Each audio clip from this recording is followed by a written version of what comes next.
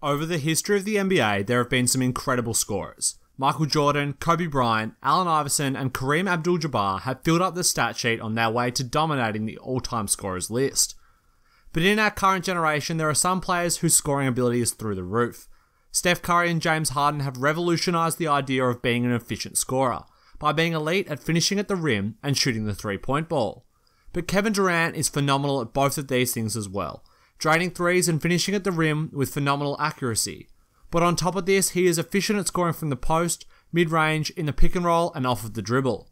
He is a complete scorer in every aspect of the offensive game, and is on track to end up as one of the all-time great scorers. This video will cover a brief history of Kevin Durant before going over how he is so successful at scoring in the NBA. It will then attempt to establish his current position in the history of scoring in the NBA, where he could end up, and if he is the best scorer of his generation. Kevin Durant was born in Washington D.C. and would play his college basketball at the University of Texas, where he would play one of the greatest scoring seasons for a freshman in the history of college basketball. He would score 25.8 points, whilst also grabbing 11.1 rebounds and getting 1.9 steals and blocks per game. He would also shoot 47.3% from the field and 40.4% from three, whilst having an incredibly free throw shooting rate for a big man of 81.6%. These numbers and his incredible versatility led to him being considered one of the greatest college prospects of all time, and he would go second in the draft after Greg Oden. But in his rookie season, he would struggle shooting from three and had relatively poor shooting percentages overall, but he still managed to drop 20 points a game as the number one option for the Seattle Supersonics.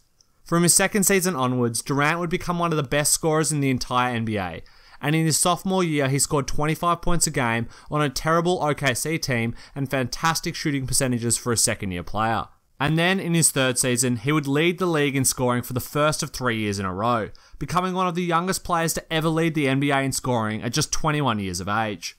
Durant would go on to win 4 scoring titles at OKC, and has since adjusted his game since his foot injury in the 2014-2015 season.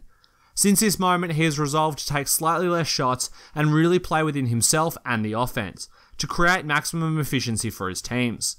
This has been especially noticeable since he began playing in Golden State, as with Curry, Thompson, and Draymond, as well as many capable bench players, there just isn't enough room to give one player 20 to 22 shots a game. But in this environment, Durant has still managed to put up 25 points a game on incredible efficiency. And when Curry has been out, he has become the dominant number one option and has absolutely dominated almost every single game without Curry. In his last 3 games without Curry this season, Durant has averaged 33 points, 10 rebounds, 7 assists, and 3.3 blocks, on an incredible 50% shooting, 40% from 3, and 95% from the free throw line. This is an absolutely absurd stat line, and whilst it is a small sample size, I fully believe that KD would come close to this stat line over a whole year.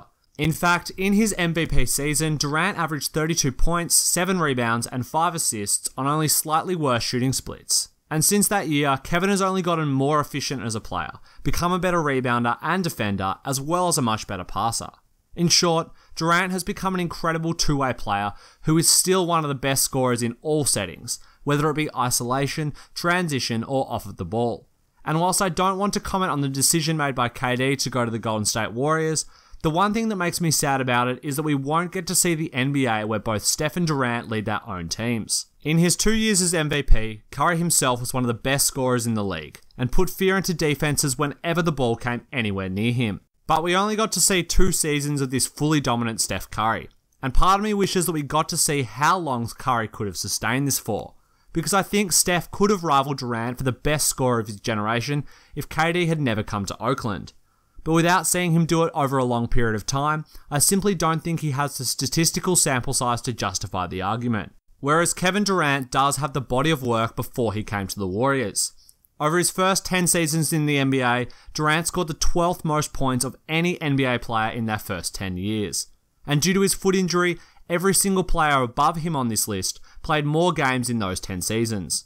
In fact, LeBron James, who is 6th on the list, only averaged 0.3 points more than Durant over this period of time. Simply put, Durant is an incredible historic scorer, both from a statistical point of view and an eye test point of view. Durant is one of my favourite players to watch score the basketball. He has one of those games where you sometimes hardly even notice him racking up points. He will score smoothly in transition, hit a jumper, post somebody up, hit hit a spot-up 3, and then all of a sudden he has 9 points in the first 5 minutes of a game. But when you break down each of these areas, you realise that Durant is elite in every single aspect of them. In transition, Durant uses his incredible height, length, and speed to glide down the court. It has been said 100 times by so many different basketball commentators and analysts, but Durant's size, athleticism, and handles are once in a lifetime. Kevin Durant is legitimately 7 foot tall, and this makes it especially incredible, as he is taller than guys such as Ben Simmons and LeBron James, who also have this ability to handle and pass the ball at a large size. And not only can KD get to the rim in transition, but he can do it in the half court by simply blowing by other players who aren't used to guarding someone like Durant on the perimeter. Plus, Durant has one of the best crossovers for a guy his size that I've ever seen, and he can chain multiple of them together to get a defender on their heels before simply blowing by them. And then when Durant gets to the rim as a result of his incredible speed and handles, he finishes at the rim exceptionally well. He can use both his left and right hand off the glass, but will often just rise up above opponents and dunk on them. And then there is his spot-up shooting. Durant is one of the best scorers in catch-and-shoot scenarios, and if he is given any room off of screens, he can rise up and have an uncontested look at a 2 or a 3.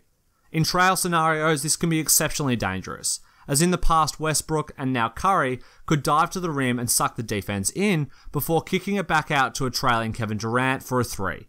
And this is the aspect of Durant's game that makes him unguardable. He is the best jump shooting big man, arguably including Nowitzki, and he has guard handles and skills.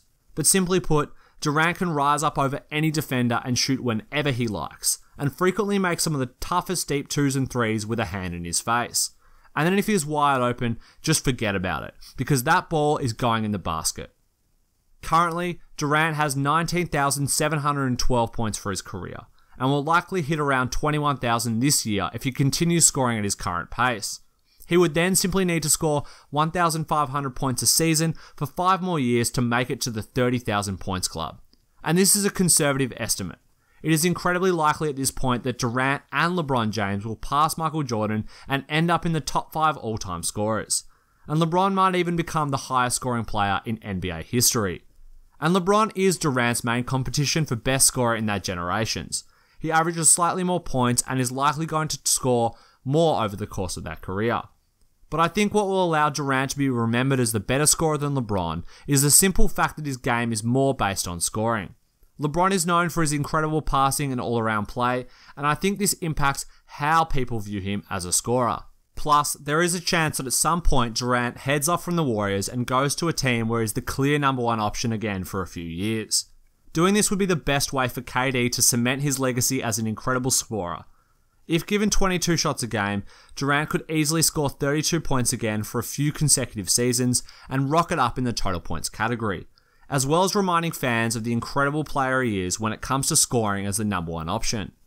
As recency bias is a huge thing when it comes to sport, and someone like James Harden is making a case for himself as the best scorer currently in the league. He is scoring 31.6 points a game on incredible efficiency, but whilst he has done this, he hasn't got the incredible resume over 10 years that Durant and LeBron have, and will never have the opportunity to catch up on them. And this is what separates the all-time greats from great NBA players. The ability to do something for an incredibly long period of time, and from almost the instant that you enter the NBA. Durant has done this, and has established himself as the best scorer in his generation in my eyes. If he continues to play for another 7 to 10 years, he will fly into the top 5 scorers of all time, and even has a chance at the number 1 spot, depending on his and LeBron's longevity. But it is the beauty and ease with which he scores that does it for me, and has made him into one of my favourite players to watch in the NBA. Thanks for watching, guys. I hope you enjoyed the video, and if you did, make sure to like and subscribe for more NBA videos in the future. And let me know in the comment section below of what you think of Durant and if anyone else is a better scorer in the league.